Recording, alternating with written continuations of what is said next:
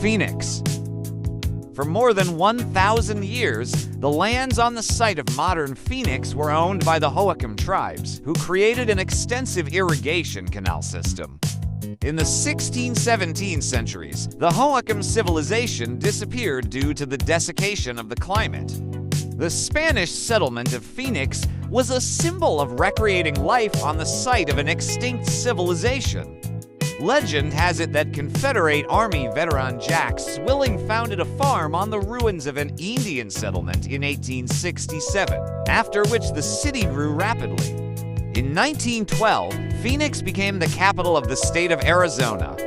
The city continued to develop, and by 1920, its population exceeded 29,000 people. Significant developments have taken place in Phoenix since the beginning of the 20th century.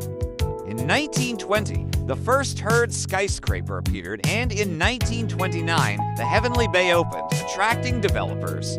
During World War II, Phoenix's economy developed rapidly, transforming the city from a center of commerce into an industrial center. Military air bases and pilot schools have appeared in the city. After the war, the city's population exceeded 65,000 people, attracting young entrepreneurs and politicians. In 1948, the development of the high-tech sector began with Motorola at the head. In 1950, more than 105,000 people lived in Phoenix, and the growth of the city was stimulated by the development of ventilation technology to combat the hot climate. The year 1959 was significant for the city. Many new buildings were built. Further, in the 1970s, an intensive process of construction of new buildings began in downtown Phoenix and in the central part.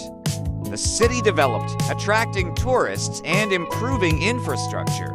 In the 1920s, the first Heard skyscraper appeared in Phoenix, and in 1929, the Sky Bay, owned by Scenic Airlines, was opened. In 1935, the airport was acquired by the Phoenix municipality. The population has doubled in a decade, reaching 48,118 people. In 1981, Phoenician Sandra O'Connor became the first female judge on the U.S. Supreme Court on the recommendation of President Reagan. In 1985, the country's largest nuclear power plant in Palover was opened. In 1987, John Paul II and Mother Teresa visited the city. In the 1990s, an influx of immigrants to the Sunny Slope area led to 43 languages being spoken in local schools in 2000. In 1992, a new town hall was built, and in 1993, Sheriff Joe Arpaio initiated a tent city to unload overcrowded prisons. In March 1997, the famous phenomenon Phoenix light sock. Since 2007, the population of Phoenix has grown by 24.2%, making the agglomeration the second fastest growing in the United States. In 2008, Squaw Peak was renamed Payastava Peak in honor of Lori Paystev.